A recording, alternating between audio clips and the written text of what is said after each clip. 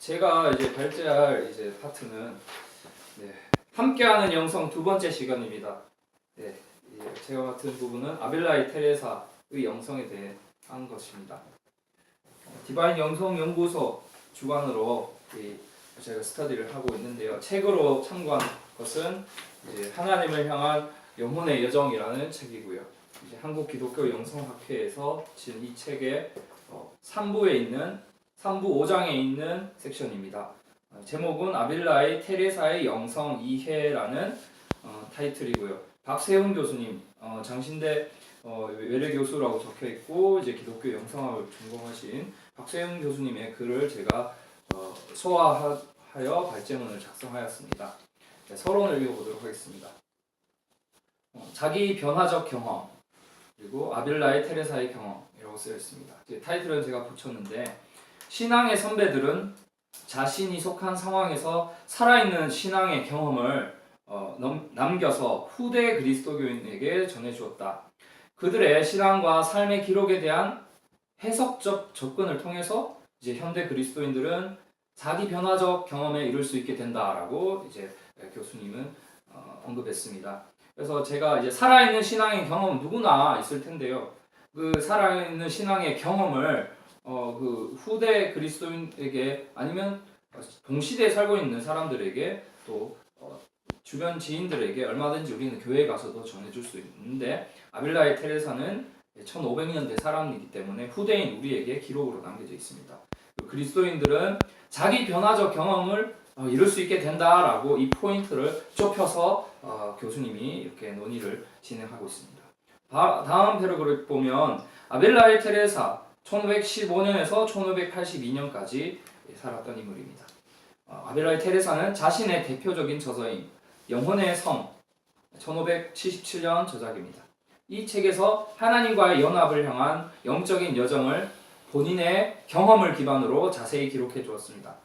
이 외에 그 외 저서는 어떤 것이 있냐면 천주자비의 글 1562년 그리고 완덕의 길 1566년 이 두 저서가 있습니다. 그래서 이 박세훈 교수님은 이제 이 세 가지의 저서가 있다라고 소개를 합니다.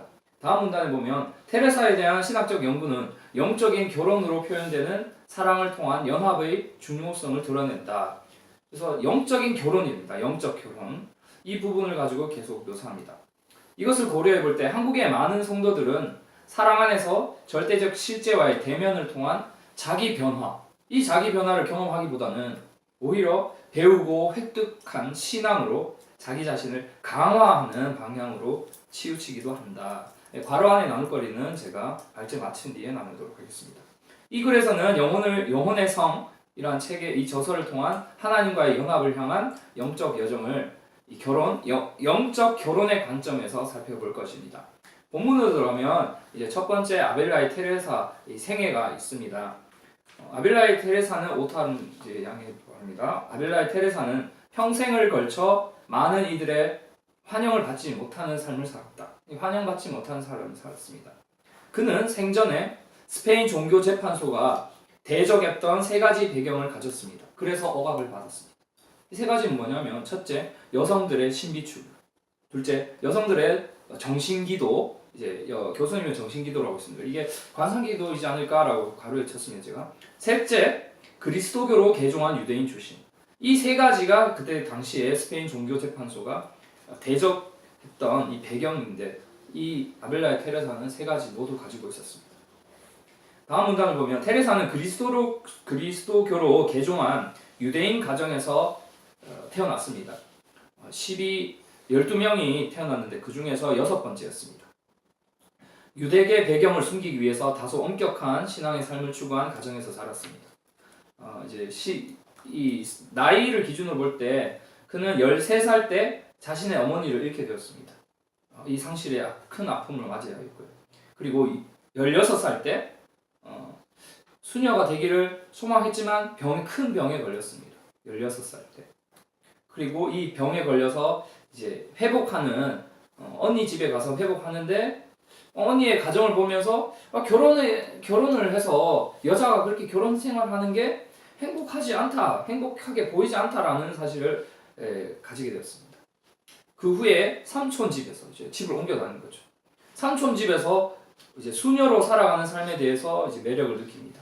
이것은 나중에 그녀가 이제 아벨라의 테레사가 1535년에 갈멜 수도원에 입학하는 계기가 되었습니다. 이것은 나중의 일이고요. 그래서 13살, 16, 이 청소년 시기에 아주 다이나믹한 경험을 했습니다. 다음 문단을 넘어가서 20살이 됐을 때 테레사는 하나님을 향한 이 열망, 영적인 열망을 가지고 성육신 수도원에 들어갔습니다. 그러나 들어갔다고 해서 완벽한 생활은 아니었습니다. 그 초반의 생활 무려 19년 동안 19년을 초반이라고 적었습니다. 이 19년 동안 아벨라 테레사는 열정 없이 시간을 보냈습니다. 방문객 들과 수다 떨거나 아니면 심지어 1년 동안 기도를 내려놨습니다. 테레사는 오히려 이런 자신이 겪었던 심각한 병에서 회복된 뒤에 오히려 회복되니까 예전 상태로 돌아가 버렸습니다. 열망을 가졌던 그 이전의 시기였죠. 수도원 안에서 영적인 삶과 세속적인 이런 즐거운 삶의 이 두 가지 사이에서 그는 이제 씨름하고 있었습니다. 1554년에 일어난 그의 두 번째 회심이 있습니다.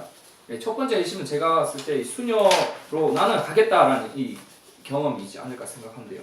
이 두 번째 경험이 뭐냐면 이제 다음 장에 넘어가면 두 가지가 있습니다. 첫 번째는 그리스도의 십자가 순환상을 보는 경험. 이게 첫 번째 이제고요. 두 번째는 어거스틴 앞에서 우리가 발제했던 어거스틴의 고백록을 읽는 시간. 이 두 가지를 통해서 그는 두 번째 회심을 하게 됩니다. 두 번째 줄에 보면 급격한 영적 성장이 되어 있습니다. 이 사람이 초반에 19년 동안이나 이런 침체를 겪다가 갑자기 급성장한 영적 성장. 이 한과 함께 테레사는 세상 가운데 있는 이들을 위해서 활동에 전념했습니다. 갈멜 전통 안에서 개혁을 시도하고 가르침을 위해 글을 썼습니다. 이 글을 보면서 한번 우리가 봤던 아까 전에 19년 동안 방문객들과 수다를 떨거나 아니면 1년 동안이나 기도를 내려놓았던 이걸 비교하면 어마어마한 차이가 있겠죠. 테레사는 관상적 삶을 위해서 개혁 수도원을 세우기 시작했습니다. 그 수도원 중에 첫 번째는 아빌라의 성 요셉 수도원 1562년입니다. 그리고 그 이어 무려 16개입니다. 맨발의 갈멜 수도원을 설립하였습니다. 이런 활동을 통해서 종교재판소의 위협을 불러일으키면서 수많은 법적 분쟁에 시달렸습니다. 이 상황 속에서 이제 십자가의 성 요한과 함께 개혁에 임했는데 성 요한을 우리가 다루었지만 1577년에 결국 성 요한은 이 과정 속에서 감옥에 투옥되었습니다. 테레사는 글쓰기를 통해서 자신이 관상적 삶을 세우고 가르침을 주려고 노력하였습니다. 이 글쓰기를 통해서 그녀가 3개의 저작이 나왔는데 그 3개의 저작은 제가 서론에서 말했던 글입니다. 제가 이제 다 다루진 못했고 그 주요 저작인 영혼의 성이라는 저작이 나타난 하나님과의 연합 이해를 살펴보겠습니다. 나머지 저작들은 또 이제 박 교수님께서 이제 분석을 하셨으니까 참고 바라고요. 영혼의 성의 주요 내용입니다. 이것을 보면 이 책을 쓰면서 테레사는 하나님께 도움을 간구했습니다. 이때 영혼의 성은 영혼의 성 이미지가 하나님께 도움을 간구하는 그 과정 속에 떠올랐습니다. 이것을 경험하며 그는 이렇게 말합니다.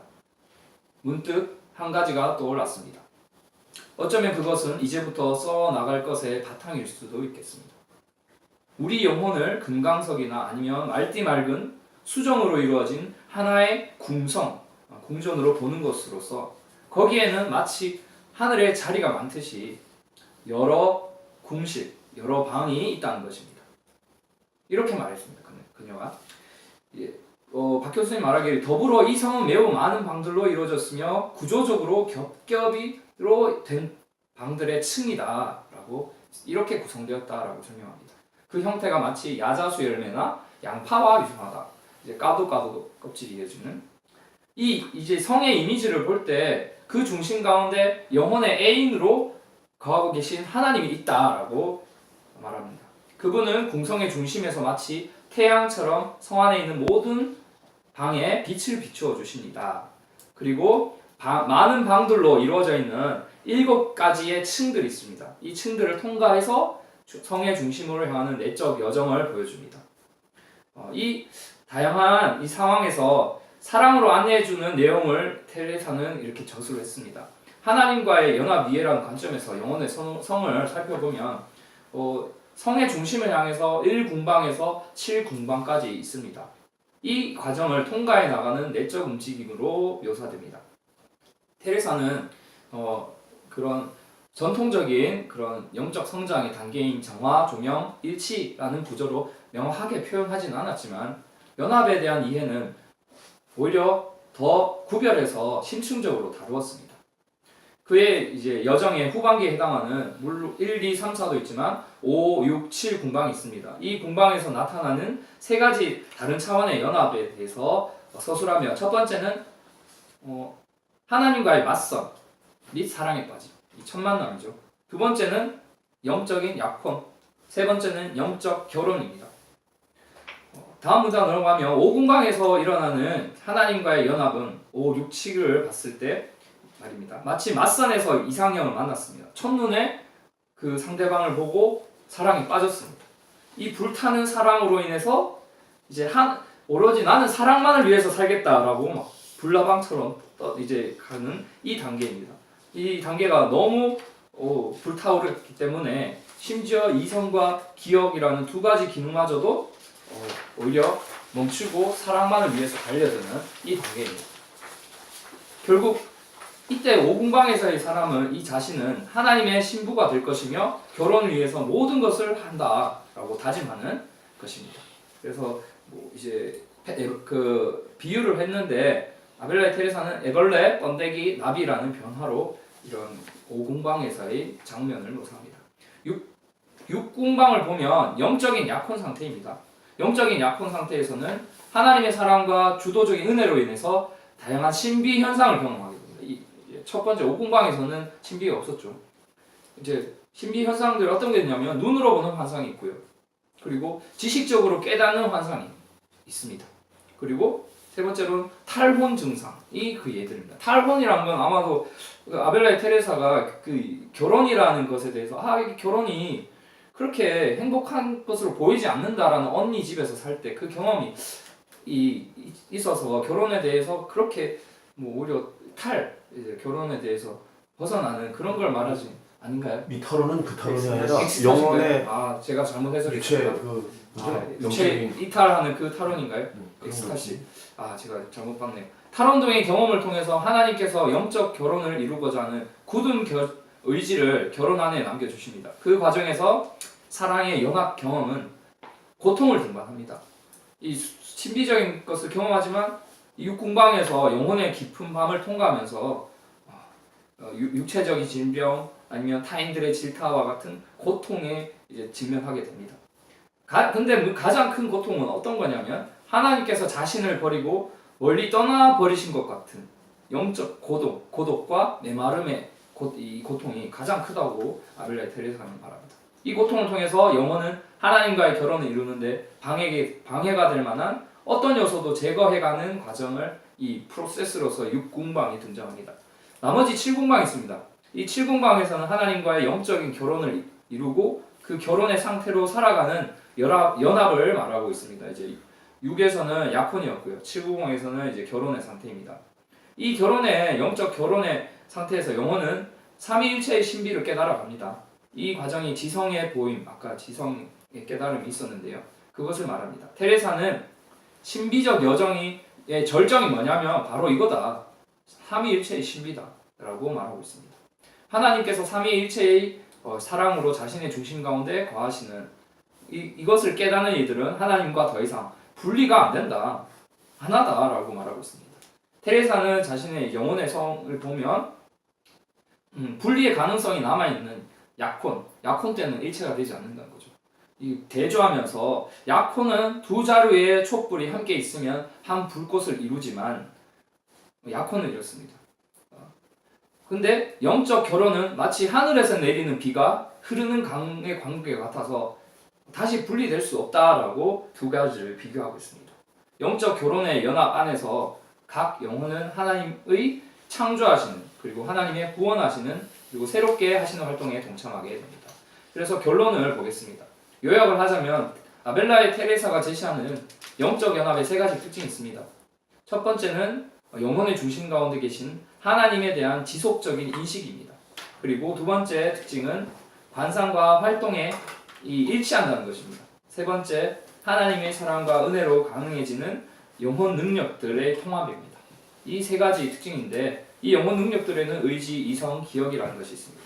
현대의 독자들에게 이 테레사의 작품이 영적인 여정에서 무엇이 중요한지 이렇게 우리에게 시사하는 바가 바로 이런. 감사합니다.